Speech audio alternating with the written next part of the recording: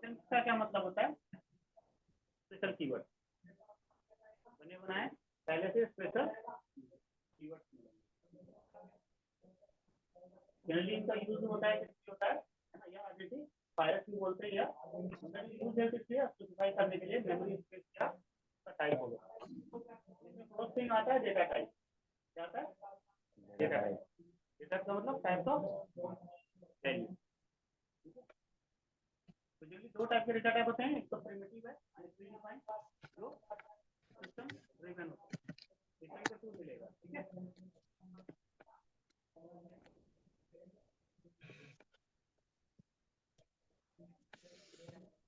और non primitive का मतलब यूजर डिफाइंड, जो हम खुद से बनाएंगे, है ना, प्रोग्राम। इसमें दो आते हैं, ड्राइव डेटा टाइप, ठीक है, जो हमेशा हेल्प ऑफ प्रीडिफाइंड से बनता है, डायरेक्टली बनता है। यूजर डिफाइंड जो खुद से बना सकते हैं। पहले देखते हैं प्रिमिटिव, है ना। इसमें प्रिमिटिव का मतलब हो गया जो सॉफ्टवेयर कंपोनेंट के थ्रू पहले से बने बनाए मिलेंगे। होता है नंबर, नंबर में डेसिमल या इंटीजर जिसको बोलते हैं, plot, floating point, value, double या ग्रैंड वैल्यू, स्ट्रिंग, बूलियन, ये पहले से फिक्स बताना नहीं होता, पर इंटरनेट ऑपरेट होते ही काम करते हैं, ठीक है। ड्राइव टाइप में पॉइंटर चैप्टर है, देखेंगे बाद में। यूजर डिफाइंड में, है ना, कस्टम टाइप के होते हैं, मतलब वो डेटा टाइप जो यूजर के थ्रू बनाए जाएंगे। इसमें structure, union, innovator, class, object आता है। स्ट्रक्चर, यूनियन, इनोवेटर और इंटरफेस यहाँ पे नहीं होता है। यहाँ पे सिर्फ आपको देखने को मिलेगा क्लास और ऑब्जेक्ट, तो देखेंगे आगे। कुछ स्पेशल डेटा टाइप्स होते हैं जैसे लिस्ट, है ना, कलेक्शन, टपल, ये होता है इम्यूटेबल लिस्ट, मतलब चेंज नहीं कर सकते, ऐसा लिस्ट बनेगा। सेट का मतलब होता है यूनिक और अनऑर्डर्ड, अनइंडेक्स, इसमें इंडेक्सिंग नहीं होती है। और अनऑर्डर मतलब रैंडम डेटा जाएगा। डिक्शनरी, इसमें वैल्यू के साथ इंडेक्स भी डाल सकते हो, इंडेक्स में आप की कहते हैं, ये अलग चैप्टर है, सब अलग से देखेंगे। वेरिएबल देखते हैं। वेरिएबल क्या होता है? जब वैल्यू को आप कैरी करते हो, ऑपरेट करते हो, वैल्यू कहाँ जाता है? मेमोरी में। और हर मेमोरी का अपना कोई ना कोई, मेमोरी जो ब्लॉक में डिवाइड होता है, हर मेमोरी ब्लॉक का कोई ना कोई एड्रेस होता है, ठीक है। तो एड्रेस को कोई नाम आपको देना हो, उसको कहते हैं वेरिएबल, ठीक है। तो वेरिएबल क्या होता है? किसी मेमोरी एड्रेस का यूजर के द्वारा दिया गया नाम, जो वैल्यू था, मतलब यहाँ दिया, मान लिया तो इसका कोई एड्रेस होगा, तो इसका हमने नाम दे दिया। इस तरह से वेरिएबल इक्वल्स टू जो भी वैल्यू या ऑपरेटर। ऑपरेटर, ऑपरेटर क्या होता है? जो स्पेशल सिंबल होता है जिसका यूज क्या होता है? कोई ऑपरेशन करना। जैसे फर्स्ट है असाइनमेंट ऑपरेटर। असाइनमेंट ऑपरेटर का यूज क्या होता है? इक्वल टू को बोलते हैं असाइनमेंट ऑपरेटर, है ना। ये क्या करता है? वेरिएबल में वैल्यू असाइन करने के काम में आता है, ठीक है। दूसरा multiple assignment operator. Multiple assignment operator क्या होता है? एक वैल्यू मल्टीपल वेरिएबल में डालना, सेम वैल्यू एक से ज्यादा वेरिएबल्स में रखना हो, जिसे बोलते हैं multiple assignment operator. Order assignment operator क्या होता है? जब किसी वेरिएबल की वैल्यू इंक्रीज या डिक्रीज करनी है ना,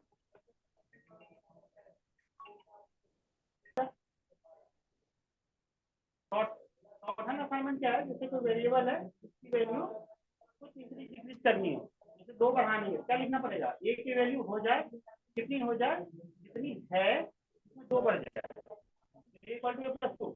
अब दो बार ए आ रहा है, इधर भी तो एक ही ऐसे आपका है ना, काम चल जाएगा। ए प्लस को इधर कर दो, ए प्लस इक्वल टू, ये शॉर्टहैंड समझ गया, इसको शॉर्टहैंड बोलते हैं। वैसे इनटू करना हो तो ए इंटू इक्वल टू 2, ठीक है।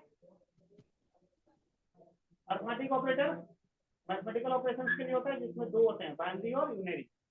बाइनरी जो होता है वो क्या होता है?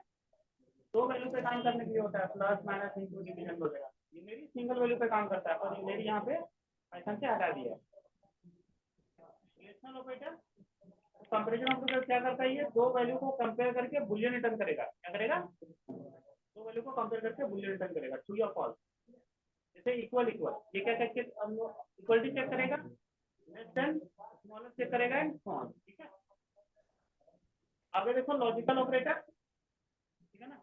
लॉजिकल ऑपरेटर क्या करता है? बुलियन पे काम करेगा और बुलियन भी रिटर्न ही करेगा। उसमें पहला आता है एंड। एंड का मतलब होता है ऑल। यदि ऑल ट्रू होगा तो ही ट्रू देगा, एक भी फॉल्स हो गया तो फॉल्स। जैसे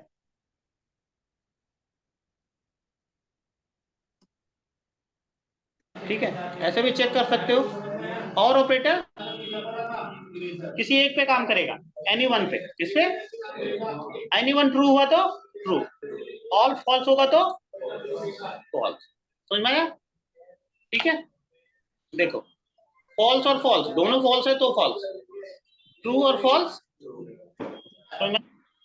एक भी ट्रू हो जाएगा तो ट्रू, नॉट वाइस वर्सा, उल्टा, not true false, not false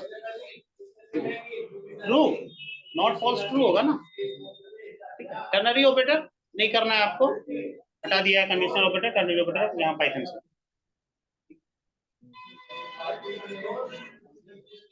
control flow statement या कंट्रोल स्ट्रक्चर, इसमें क्या करते हैं? रिस्ट्रिक्शन प्रोवाइड करते हैं। क्या करते हैं? रिस्ट्रिक्शन प्रोवाइड करते हैं। ठीक है, कि ये काम होगा कि नहीं होगा। ठीक है, तो उसके लिए कुछ चीजें आएंगी। पहला है इफ। इफ के अंदर if else, if else if को इफ एलिफ या लैडर भी कहते हैं, नेस्टेड इफ। अगला स्विच केस यानी match case, iteration, loop, repetition. ठीक है, अब लूप के अंदर एंट्री लूप है ना, और एग्जिट लूप आता है। एग्जिट लूप पाइथन से हटा दिया गया है।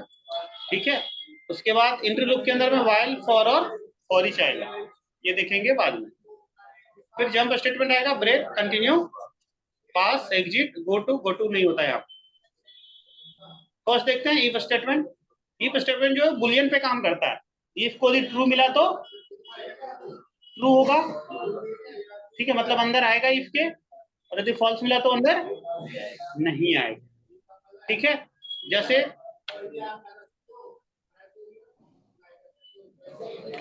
अभी यहाँ पे लिख दिया प्रिंट हेलो,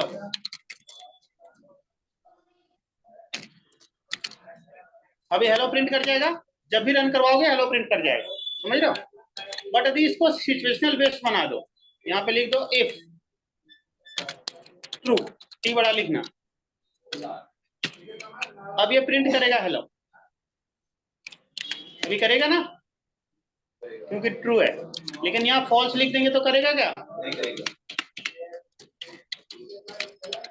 समझ में आया?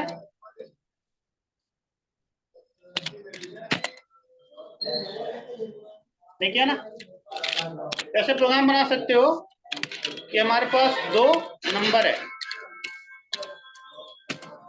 दोनों में स्मॉलर कौन है, अपन क्या लिख सकते हैं? If a less than b, तो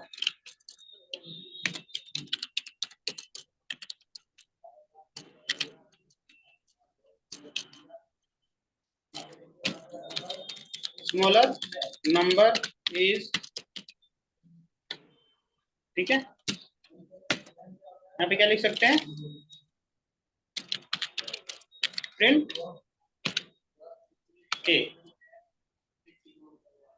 ए बी से छोटा है तो ए। दूसरा इफ बी लेस देन ए,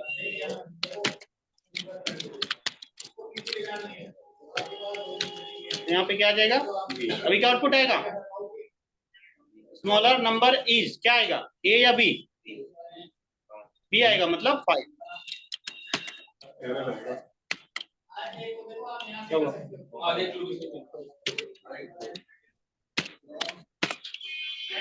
ठीक है ना, आ गया? ऐसे चेक करवा सकते हो। अब इसमें इमेज आउट का प्रोग्राम बनाना है ना, नंबर इवन है कि ऑड है, तो आगे क्या लिखेंगे? इफ ए रिमाइंडर 2 इक्वल 0, है ना?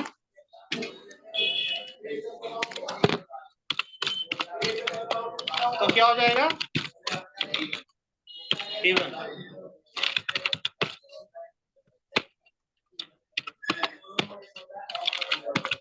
If a remainder 2 not equal to 0, तो क्या हो जाएगा?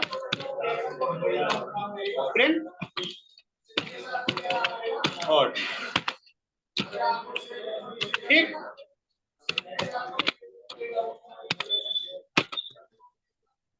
है ना, कहानी समझ में आई। वैसे इसमें मैंने और भी प्रोग्राम बना रखे हैं, यहाँ पे देखो इवन ऑड का हो गया। अब 3 सब्जेक्ट ले लिए, तीनों में किसी में भी फेल आ गया, या तो मैथ में 80 से नीचे, या इंग्लिश में 80 से नीचे, या साइंस में 80 से नीचे, तो क्या हो जाएगा, फेल। यदि मैथ में 80 से ऊपर एंड साथ ही साथ इंग्लिश में भी 80 से ऊपर और साइंस में 80 से ऊपर, तो क्या होगा, समझ में आया। वैसे कोई कैरेक्टर है, यदि वो ए या ई या आई या वो या यू हुआ तो वोवेल, ना तो ए है, ना तो ई है, ना तो आई है, ना तो ओ है, ना तो यू है, एंड लगेगा, तो क्या हो जाएगा, समझ में आया। चलो यहां तक सारा का सारा कर जाओ, क्लियर है। मैं आ रहा हूं।